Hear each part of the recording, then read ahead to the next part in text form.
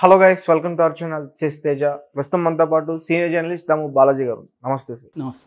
So Prabhas గురించి విపరీతంగా troll చేశారు వేణుస్వామి గారు. అంటే ఆయన సినిమాలు ఫ్లాప్ అవుతాయి, వరుసకన్నీ ఫ్లాప్లే ఉన్నాయి, అండ్ జీవితంలో పెళ్ళి కాదు. సో ఒక విధంగా ఆయన కూడా బాగా ట్రోల్ అయ్యారు. ఒక రకంగా ఫ్యాన్స్ నుంచి కూడా చాలా ప్రమాదానికి కూడా గురయ్యారు. అయితే ఇప్పుడు ప్రస్తుతం ప్రభాస్ గారు పెద్దమ్మ శ్యామాదేవి గారు వేణుస్వామి గారి గురించి మాట్లాడింది. సో దాని గురించి నేను వేణుస్వామి గురించి ఇంతకుముందు కూడా ఒకటి రెండు వీడియోలు చేశాను. యాక్చువల్గా వేణుస్వామి ఏంటంటే ఒక రకమైన ప్రమాదకరమైన పనులు లేదా వృత్తి చేస్తుంది. మామూలుగా జ్యోతిష్యం అనేది ప్రమాదకరం కాదు. ఎందుకంటే జనరల్గా ఎక్కువ మంది మెజారిటీ ప్రజలు జ్యోతిష్యాన్ని నమ్ముతారు. ఓకే, నమ్ముతున్నంతకాలం ఆ జ్యోతిష్యుడు తనకు తెలిసిందేదో చెప్తాడు, దానివల్ల తన డబ్బులు కూడా తీసుకుంటాడు, అంతవరకు ఫైన్. కానీ వేణుస్వామి ఏంటంటే ముందు నుంచి కూడా అతనికి చాలా యాస్పిరేషన్ ఎక్కువ ఉన్నాయి. అంటే ఈ వృత్తిని ఉపయోగించుకొని తాను నిజానికి ఈ వృత్తి అతను మెయిన్ కాదు. అతనికి పబ్ ఉంది, అతను రియల్ ఎస్టేట్ చేస్తాడు. సో అది మెయిన్, అతని ఇన్కమ్ అంతా కూడా సోర్స్ ఎక్కువ అది. కానీ ఇది ఆ బిజినెస్లకు కూడా ఉపయోగపడుతుంది. చాలామంది సినిమా వాళ్ళు కూడా రియల్ ఎస్టేట్ చేస్తుంటారు, కానీ ఈ సినిమా సర్కిల్స్ అనేవి రియల్ ఎస్టేట్కి బాగా పనికొస్తాయి. అట్లాగా ఈయనకు కూడా ఏంటంటే దీనివల్ల ఒక పెద్ద సర్కిల్ వస్తుంది. ఈయనకి ఒక పెద్ద హీరోయిన్ పరిచయం అవుతుంది అనుకో, ఫర్ ఎగ్జాంపుల్ ఆ హీరోయిన్కి పెద్ద సర్కిల్ ఉంటుంది కదా. సో వాళ్ళల్లో ఒక ప్లాట్ కొన్నా ఈయన 20 కోట్ల ప్లాటు 30 కోట్ల ప్లాట్లు అమ్మగలిగాడు అనుకో, రెవెన్యూ కూడా ఆ స్థాయిలోనే ఉంటుంది. అలాగా వీళ్ళు ఏం చేస్తారంటే సర్కిల్ను ఉపయోగించుకొని తన పబ్బు, తన రియల్ ఎస్టేట్, ఈ రెండు వ్యాపారాలు ఆయన ప్రధానం. ఆయనే ఇంటర్వ్యూలో చెప్పాడు, నాది జ్యోతిష్యం మెయిన్ కాదని. అయితే మరి జ్యోతిష్యం ఎందుకు పాపులర్ అయిందంటే ఆయన కాంట్రవర్సీలు చేయడం. ఫస్ట్లో ఆయన వివి వినాయక్ దగ్గర నేను విన్నాను లాంగ్ బ్యాక్. అప్పట్లో ఆయన వైబ్రేషన్ థియరీలు చెప్పేవాడు. అంటే టైటిల్, సినిమా టైటిల్, ఈ టైటిల్లో వైబ్రేషన్ ఉందా లేదా, వైబ్రేషన్ లేకపోతే టైటిల్ మార్చమనేవాడు. వైబ్రేషన్ ఉందని లేదని చెప్పేవాడు. ఈయన వైబ్రేషన్ లేదని చెప్తే ఆ టైటిల్ మళ్ళీ మార్చాలి. అది వినాయక్ లాంటి వాళ్ళు చేసేవాళ్ళు అప్పట్లో. అప్పుడు ఫస్ట్ టైం నేను విన్నా వైబ్రేషన్ థియరీ.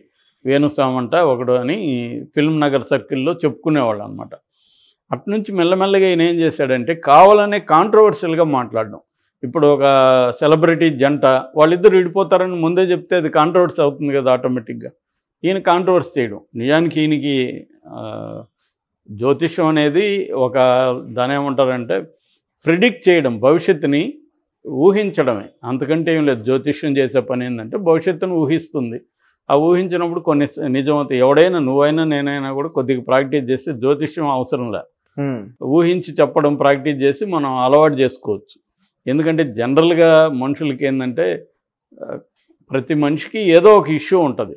జాబ్ కావచ్చు, ఉద్యోగపరమైన సమస్య కావచ్చు, ఆరోగ్యపరమైన సమస్య కావచ్చు, రిలేషన్షిప్స్లో సమస్య కావచ్చు, కుటుంబ సమస్య కావచ్చు, ప్రయాణాల్లో ఇబ్బందులు కావచ్చు, రకరకాల ఇబ్బందులు మనుషులకు ఉంటాయి. ఎన్ని ఉంటాయి మహా అంటే ఒక 10-15 మ్యాక్సిమం ఉంటాయి ఇష్యూస్.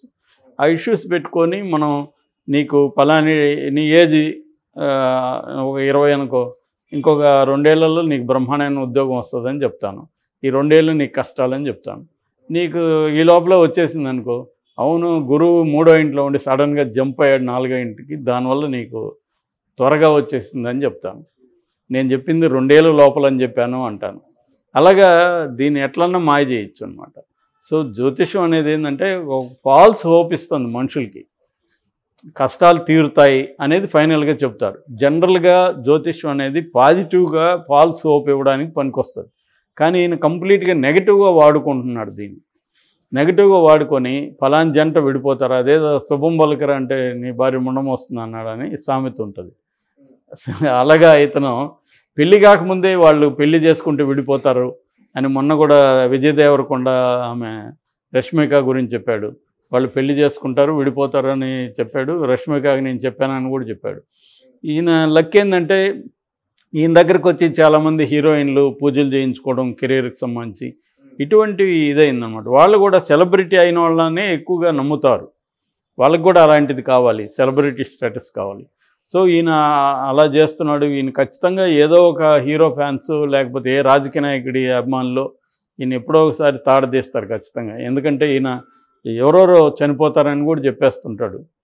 వాళ్ళు పలానా వాళ్ళు చనిపోతారు, పలానా వాళ్ళు విడిపోతారు అని చెప్తుంటారు.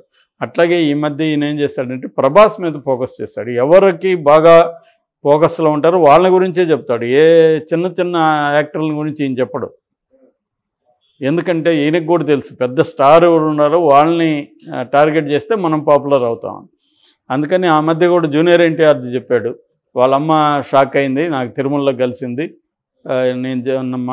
ఆ జాతకంలో ఆ దోషం ఉందని ఇద్దరికే తెలుసు, నీకెలా తెలిసిందని ఆమె షాక్ అయింది, ఏదో కథ చెప్పాడు.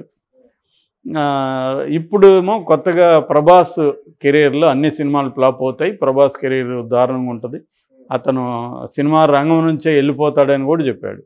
ఆయన పేరు డైరెక్ట్గా చెప్పకుండా అదే పేరు అర్థమయ్యేట్టుగా చెప్పాడు. దాని తర్వాత సలార్ ఫ్లాప్ అవుతుందని చెప్పాడు. కేసీఆర్ అధికారంలోకి మళ్ళీ వస్తాడని చెప్పాడు. ఇలాంటి బోల్డ్ ఆయన చెప్పినవి జరగల. అయినా కూడా ఆయన్ని నమ్మేవాళ్ళు నమ్ముతుంటారు. ఆయన సెలబ్రిటీ కాబట్టి మీడియా అంతా ఆయన వెంటబడుతుంది. సో లేటెస్ట్గా ఆయన ఏం చెప్పాడంటే ప్రభాస్ పెళ్లి చేసుకున్నా విడిపోతారు కాబట్టి ప్రభాస్ పెళ్లి చేసుకోకుండా గడిపేయడం మంచిది అని చెప్పాడు. ఆల్రెడీ కెరీర్ మీద నెగిటివ్గా మాట్లాడాడు. ఇప్పుడు పర్సనల్ విషయంలోకి వెళ్ళి ఈయనకి ఎలా తెలుసు వాళ్ళు విడిపోతారో లేదని, సో దాని మీద మాట్లాడాడు.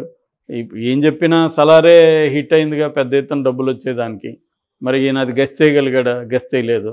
మళ్ళీ మూసుకొని ఉండొచ్చు కదా, మళ్ళీ ఎందుకు ప్రభాస్ పర్సనల్ జీవితంలోకి వెళ్ళి పెళ్లి చేసుకుంటే కూడా విడిపోతారని చెప్పడం. ఆల్రెడీ ఆయనకి పెళ్లి కాలేదని వాళ్ళ కుటుంబంలో బాధ ఉంటుంది.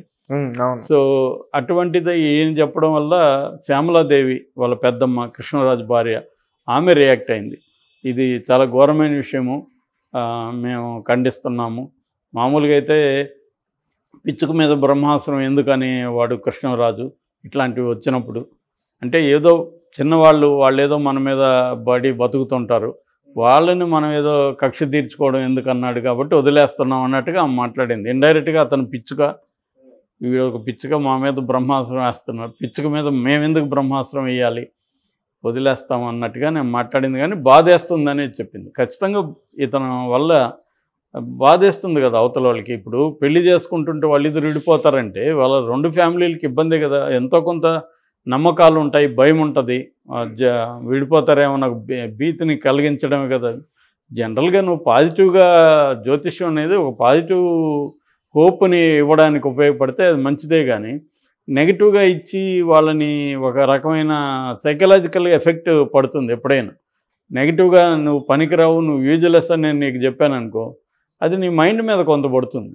ఎప్పుడైనా కూడా మనిషికి కొంత పాజిటివ్గా చెప్పి కొంత రియలిస్టిక్గా విషయం చెప్పి చేయాలి తప్ప, నువ్వు అసలు వేస్ట్, నువ్వు పనికిరావు దేనికి అనే ఒక వ్యక్తిని అంటే పనికొచ్చేవాడు కూడా పనికిరాకుండా వెళ్ళిపోతాడు. ఎందుకంటే అతను సైకలాజికల్గా అది ఎఫెక్ట్ అవుతుంది ఖచ్చితంగా. ఈ జ్యోతిష్యం అనేది కూడా అంతే, సైకలాజికల్గా ఎఫెక్ట్ చేస్తుంది మనుషుల్ని జ్యోతిష్యం అనేది. సో ఆ రకంగా చేస్తున్నప్పుడు ఆమె బాధతో అనింది. కానీ అందరూ అలాగ ఉండరుగా, అభిమానులు ఆల్రెడీ ఇతని మీద కోపంగా ఉన్నారు. ఖచ్చితంగా అతనికి ఇబ్బంది. అతను ఏదో సరదాగా అనుకుంటున్నాడు, ఇదేదో నా గొప్ప అనుకుంటున్నాడు, నేను కాంట్రవర్సీలు క్రియేట్ చేయగలను, నేను అనుకుంటే ఎవరినైనా ఏమైనా చెప్పగలను అనుకుంటున్నారు. ఇక్కడ ఇంతకంటే ఎక్కువ విరవేగిన వాళ్ళు ఏమయ్యారు మనం చూసాము. కాబట్టి ఏంటంటే వేణుస్వామి కూడా ఆలోచించాల్సింది, కొంచెం నీకు తెలిసింది ఏముంటుంది, ఏముండదు. నీకు తెలిసింది కరోనా వస్తుందని నువ్వు చెప్పావా? ఎవడు చెప్పాడు? ప్రపంచంలో ఏ జ్యోతిష్యుడు చెప్పలేదు. కాబట్టి ఇదంతా ఏంటంటే వీళ్ళు ఏదో కొన్ని విషయాల్ని గెస్ చేయగలుగుతారు, ఆ ప్రాక్టీస్ ద్వారా కొన్ని గెస్ చేయగలుగుతాం, అంతకంటే ఏం లేదు. అది ఎవడైనా ప్రాక్టీస్ చేస్తే గెస్ చేస్తాం. సో 1940sలోనే 1984 అనే జార్జ్ ఆర్వెల్ నవల రాశాడు. ఆ నవల్లో 1984లో ఏమేమి జరుగుతుందో ఆయన చెప్పాడు. ఆయన ఏం జ్యోతిష్యుడు కాదు, ప్రిడిక్ట్ చేసేవాడు కాదు, అంటే ఒక అతీత శక్తులు ఏమి లేవు.